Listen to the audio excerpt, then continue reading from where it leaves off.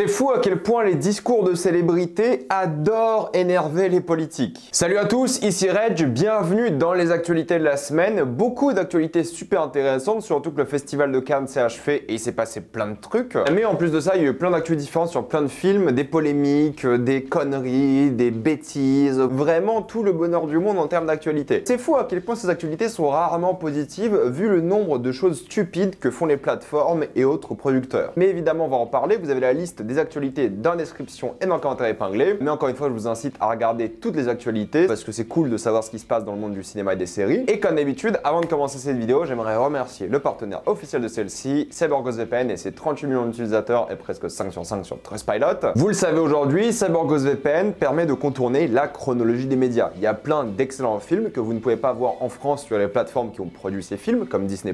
Par exemple, Avatar 2 sera disponible dans tous les pays du monde, sauf la France. Vous prenez un VPN avec un pays qui a la VOSTFR comme, je sais pas, la Belgique, la Suisse ou le Canada. Et vous avez tous ces films, plus des films comme Donjons et Dragons qui sont disponibles déjà sur Paramount+, que je vous conseille. Si vous aimez la Formule 1, RTBF en Belgique la diffuse gratuitement, ça peut vraiment vous faire plaisir. Et si vous aimez YouTube, aujourd'hui YouTube Premium est d'après moi essentiel. Prenez un VPN en Inde ou en Argentine et croyez-moi, ça fait la différence pour moins de 2 € par mois. Vous serez la plus grande sécurité avec un VPN, que ce soit la Wi-Fi de l'université, la bibliothèque ou de l'hôtel. Vous pouvez partager un compte avec 7 personnes au total, c'est disponible sur tous vos appareils préférés. Tout le monde peut l'utiliser, en quelques clics c'est fait sans aucun problème. Vous pouvez essayer par vous-même car vous êtes satisfait remboursé sous 45 jours et vous avez une assistance technique en français 24h/7. Utilisez le lien dans la description, encore épinglé, afin de vous abonner à CyberGhostVPN et bénéficier de 83% de réduction plus 4 mois gratuits. Foncez sur l'offre. Commençons avec la Palme d'Or à Cannes, c'est Justine Triet qui l'a remporté pour le film Anatomie d'une chute, donc c'est un film français et c'est une autrice française qui l'a obtenu. Troisième femme de l'histoire de la cérémonie à obtenir la Palme d'Or et deuxième film français à l'obtenir en 3 ans, donc c'est assez intéressant et elle a beaucoup fait parler d'elle pour plusieurs raisons. Déjà la Palme d'Or ça met grave en avant ton film et ensuite elle a fait un discours qui a énervé le gouvernement. Niveau marketing elle est très forte. Son discours était en deux parties. La première partie concernait la réforme de retraite. Peu importe mon avis sur la réforme de retraite et peu importe l'avis de qui que ce soit sur la réforme de retraite, j'ai toujours défendu les célébrités qui parlent politique lors des cérémonies de récompense. Elles ont tout à fait le droit et d'après moi l'art est indissociable de la politique. Que je sois d'accord ou pas avec elles, je soutiens toute célébrité qui va défendre leur cause lors de ce genre de cérémonie. Ça serait hypocrite de dire l'inverse alors que je l'ai toujours défendu quand ça allait dans mon sens. Là ça va aussi un peu dans mon sens même si j'ai pas forcément trouvé les arguments intéressants. En même temps t'as pas le temps d'argumenter en 2 minutes mais peu importe. J'ai trouvé ça intéressant mais la partie qui nous intéresse nous aujourd'hui parce que c'est une chaîne de cinéma, c'est la marchandisation de l'art. Elle a dit qu'elle ne veut pas que l'art soit quelque chose qui soit fait que pour le profit. Là on rentre dans un débat qui est purement idéologique parce que l'art de manière générale a toujours été plus ou moins pour le profit. Et du coup elle a critiqué le gouvernement qui met en avant l'art pour le profit tout en recevant des millions d'euros de subventions pour son film. Et ça, je trouve que c'est un peu hypocrite aussi de sa part. On peut critiquer idéologiquement le capitalisme qui fait que l'art doit juste avoir du profit. Et pour vous donner mon avis en tant que bon capitaliste, si un film n'est pas subventionné par l'État, son but devrait être de faire du profit. Si l'État subventionne un film, comme c'est le cas de beaucoup de films, le film ne devrait pas forcément faire du profit. C'est mieux, mais c'est pas obligatoire. C'est-à-dire que quand l'État investit, d'après moi, il n'est pas censé toucher un retour sur investissement. L'État investit pour la bonne cause entre guillemets. C'est mon idée, c'est mon idéologie. Par contre, lorsqu'un film est financé par des moyens privés, il est normal de s'attendre à un retour sur investissement. Donc imaginons que le film est financé à 30% par l'État. Là, je crois que c'était un peu plus pour ce film. Et les 70% par le privé, il faut quand même que ce film fasse de l'argent, quoi. Le privé est fait pour faire de l'argent. L'État, d'après moi, n'est pas là pour faire de l'argent. C'est ça la différence. Chacun son idéologie, c'est mon avis. Donc je suis pas d'accord avec elle sur cette idée-là. L'art doit être aussi quelque chose qui est capitaliste parce que l'art doit se vendre, mais en même temps, je comprends très bien que les artistes ne veulent pas faire de l'art qui se vend. Mais on est dans un système où tu peux pas juste créer de l'art pour créer de l'art, en tout cas pas totalement. Il faut quand même un petit retour sur investissement. Et en France, on est généreux avec les films, hein. On les finance énormément. Donc oui, si un jour ils commencent à enlever des aides et des choses comme ça, on pourrait critiquer. Mais vu le nombre d'aides qu'a eu le film, je trouve ça un peu hypocrite. C'est pas une énorme hypocrisie, mais je trouve que c'est un petit peu abusé. Après, c'est mon opinion à moi, hein. Vous le savez, je suis un capitaliste et aucune boîte n'a envie de mettre de l'argent dans un film qui va pas faire d'argent. Ça n'a aucun sens. Est-ce qu'il faut revoir les moyens de financement des films? Peut-être, pourquoi pas, on peut en discuter. Mais aller dire directement que le cinéma, l'art ne devrait pas avoir une valeur marchande, je suis pas d'accord. L'art devrait avoir une valeur marchande. Enfin bref, voilà, c'était mon petit avis sur la petite polémique concernant le Festival de Cannes. Que le gouvernement s'énerve,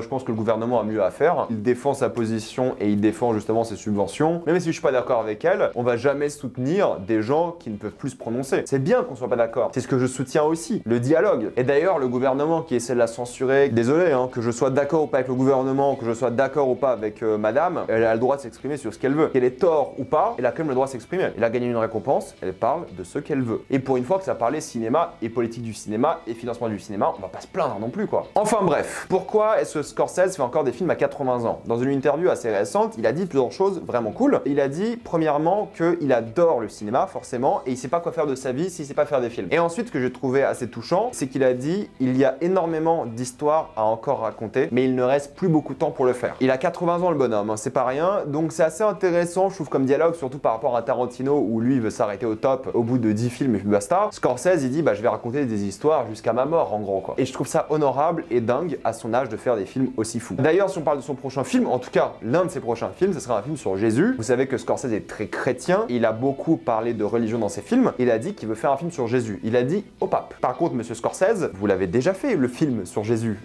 Je sais pas donc ce qu'il veut raconter de nouveau, mais il a déjà fait un film sur Jésus. Enfin bref, ça m'a fait rire. Il fait ce qu'il veut, moi je vais regarder du Scorsese et moi j'ai beaucoup défendu son dernier film vachement religieux, Silence, donc je serai présent day one quoi qu'il fasse. C'est confirmé, le film Oppenheimer va durer 3 heures et Christopher Nolan s'est fait plaisir. Il a recréé plein d'endroits mythiques de la vie d'Oppenheimer, il a même recréé des bombes avec son équipe qui ressemblent à des explosions nucléaires. Bref, ça a été un pur plaisir. Il a dit que c'est l'un de ses personnages préférés de toute sa filmographie et c'est son plus long film aussi. Plus il en parle, plus j'ai envie de le voir et on sera en salle day one. Deux personnes talentueuses nous ont quittés. Ray Stevenson nous a récemment quittés. Grande carrière de série et de cinéma pour le coup. Vous le connaissez peut-être pas forcément de nom, c'est pas l'acteur le plus connu mais vous l'avez sûrement vu dans plein de séries et films. Courage à sa famille. De même pour Tina Turner qui même s'il est plus connu pour être une chanteuse, avait quand même une carrière au cinéma et un grand talent s'est éteint aussi. James Cameron a dit qu'il est en train d'écrire un nouveau film Terminator. Encore une fois, moi je fais partie de l'équipe théorie du complot qui pense que Cameron a volontairement ruiné la saga Terminator. Mais en gros, il a dit qu'il attend quelques temps encore pour voir comment l'IA va évoluer. Pour moi, c'est encore une excuse pour décaler le tournage du film pour ne jamais le sortir. Non, non, je peux pas écrire le scénario maintenant, j'attends que l'IA évolue. Oui, Cameron, oui. C'était prévu depuis longtemps, hein, mais ils ont commencé à travailler sur le film John Wick 5. Vous savez, quand le 4 est sorti, ils avaient annoncé les deux en même temps. Ça sera potentiellement le dernier film de la saga, mais on n'est pas sûr. Et Mission Impossible Dead Reckoning Partie 1 sera le film Mission Impossible le plus long de la saga avec 2h36 et vous savez à quel point j'ai hâte de le voir. Une annonce aussi surprenante aussi est Ip Man 5. Visiblement ça va se faire avec Donnie Yen à la réal. Je suis assez étonné mais j'aime bien la saga Ip Man donc je suis chaud. Citadel a été renouvelé pour une deuxième saison. Je vous incite à aller voir ma critique si ça vous intéresse mais je pense que la miniature vous donne déjà mon avis. Citadel saison 2 ça se fera. Citadel Diana aussi ça se fera. Ça sortira en 2024. C'est un spin-off. Vous savez ce que j'en pense honnêtement si vous avez vu ma critique. Pas très fan de ce qu'ils font pour l'instant. La Roue du Temps qui était d'après moi extrêmement décevante lors de sa première saison va voir cette deuxième saison sortir le 1er septembre. Je sais pas si je vais regarder honnêtement. Et Blade Runner 2099, n'oubliez pas que c'est une série qui est prévue, a été décalée pendant au moins minimum 1 an à cause de la grève des scénaristes. Par contre, je suis assez confiant sur le fait que la série va se faire. Nous avons enfin vu une bande-annonce de Barbie où on comprend un peu plus ce qui se passe. C'est l'histoire de Barbie qui va quitter le monde de Barbie, Barbieland, et découvrir le vrai monde dans lequel elle ne sera pas du tout adaptée. Il y aura une sorte de crise existentielle. Maintenant, on comprend enfin de quoi le film va parler et j'ai trop hâte. La Petite Sirène est review bombée sur Allociné à cause du racisme. En effet, plein de personnes racistes ont critiqué le film en mettant de très basses notes sans avoir vu le film. Genre dès que les notes étaient dispo alors que le film n'était pas encore dispo, il avait une moyenne de 1 et Allociné ont même mis un petit texte en disant que oui, en effet, les notes sont inhabituelles, mais c'est toujours compliqué parce que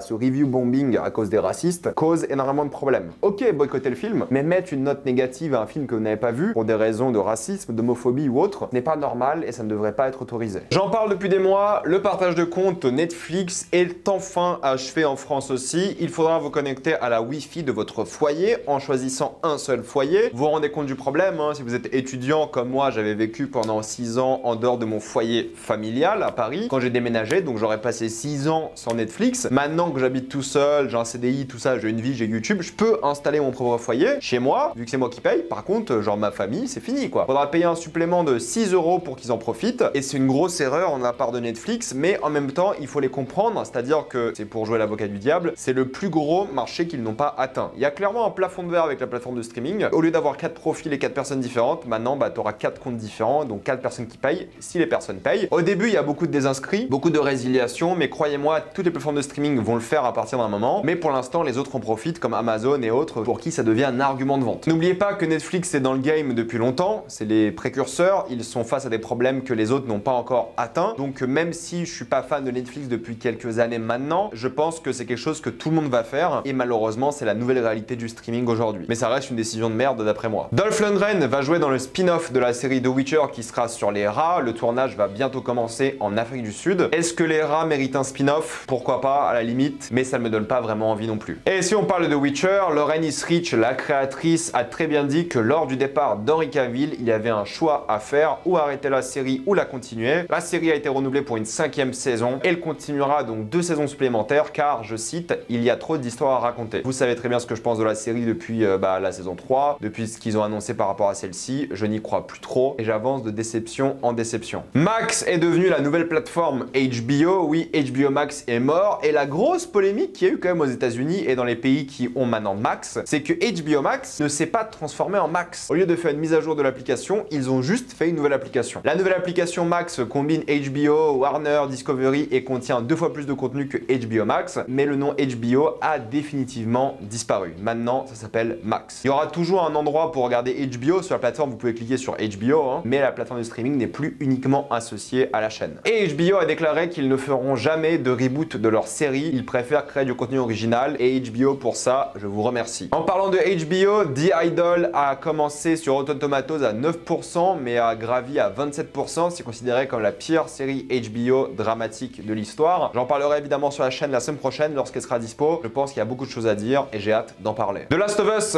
comme prévu, devra sortir en 2025 minimum, mais à cause de la grève des scénaristes, la série sera peut-être encore plus décalée, fin 2025 ou peut-être même 2026. On soutient la grève des scénaristes, vous savez très bien ce que j'en pense. Je vais m'arrêter là, mettez-moi dans les commentaires ce que vous pensez de l'actualité, êtes-vous d'accord, pas d'accord, tout ça dans les commentaires. Comme d'habitude, pensez à vous abonner à la chaîne pour voir les prochaines vidéos. Mettez un j'aime, ça aide beaucoup la chaîne. Suivez-moi sur tous mes réseaux et avant de quitter cette vidéo, pensez à utiliser le lien dans la description en commentaire épinglé afin de débloquer toutes les plateformes de streaming en toute accessibilité et sécurité. Tout ça pour 2,03€ par mois plus 4 mois gratuits. Foncez sur l'offre et moi je vous dis à la prochaine fois. Salut à tous.